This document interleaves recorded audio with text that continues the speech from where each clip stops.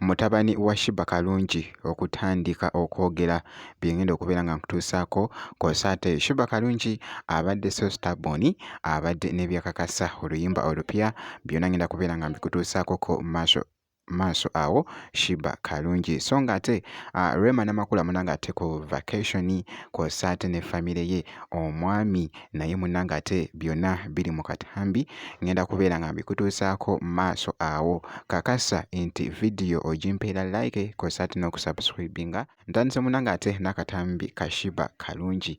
Akatambi ka Sheebah Karungi kano abadde so stubborn kaakati nno asoose n'ayimbamuko by the way essaawa yonna agenda kubeera ng'asumulula munnanga ate oluyimba olupya okusinziira statement gy'akoze munnanga ate katambi kano yeeyo nga bw'ogezaako ogiraba post gy'abadde akoze ate nga n'ababadde ba comment ze munnanga ate katambi kano babadde bangi nga bw'ogezaako okulaba akatambi so kakuzannyiremuko olabe bannanga omukyala abadde so happy kw'ossa n'omwana we munnanga ate Amiru koba gugwo tugulaba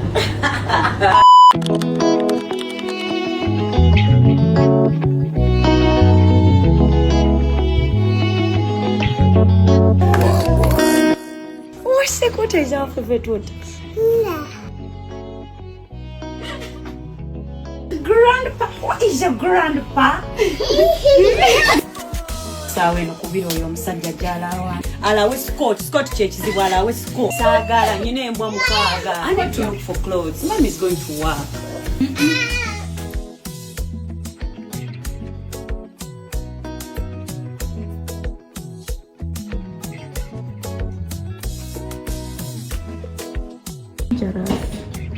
Oh my God! God, how can God do this? I'm so cute.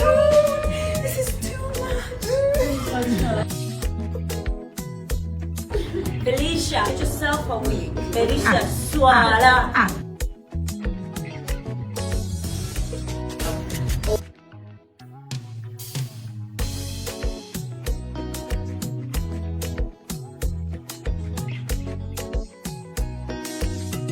Move that wig, Felicia, right now. Kuba.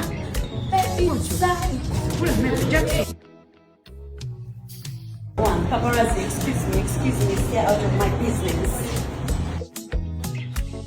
Naye omwana ono essaawa yonna agenda kubeera ng'atandika munnanga ate okwogera akaseera ke nga katuuse kubanga okusinziira bye ndaba wano muganda wange akuze munnanga ate mutabani wa Sheebah mwana mulenzi munnanga ate Amiru esaidi so webityo munnanga ate webitambudde mu katambi ako kabadde kakutte nnyo munnanga ate ettabbu ku mukutu ogwa TikTok so nga nkwongeddeyoko Rema Namakula kw'ossa ate ne famire ye muganda wange banyumiddwa.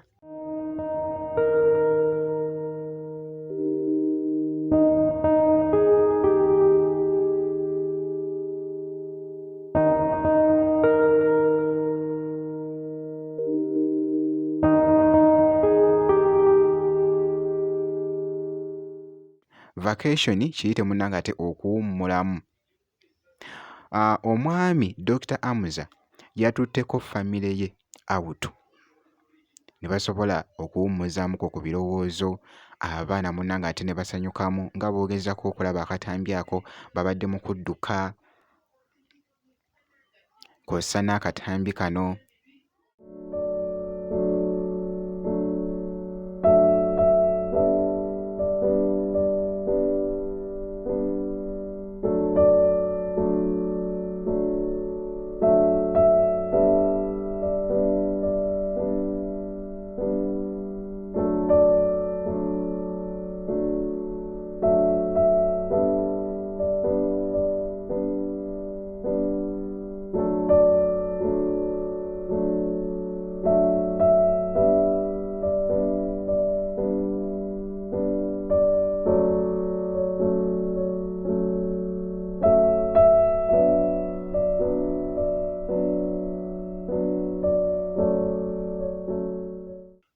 nga Rema Namakula aleetinze abaana be bali mu kuwugamuko wali mpola mpola nga bwogezaako munna ng'ate okulaba obumu ku butambi bwa Rema Namakula. Wow, it was so amazing.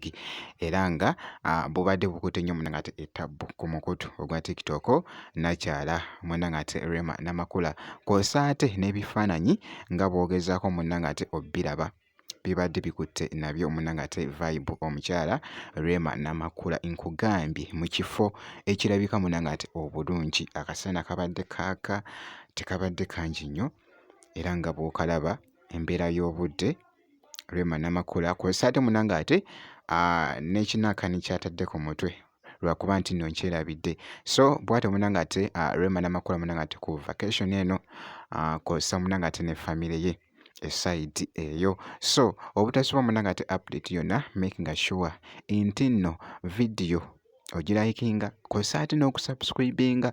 W'obeera ng'osubscribinze oba oli ku muzigo munna ng'ate mwereere, ojja kubeera ng'ofuna update yonna gwe bisigadde byonna just ng'obituleekera.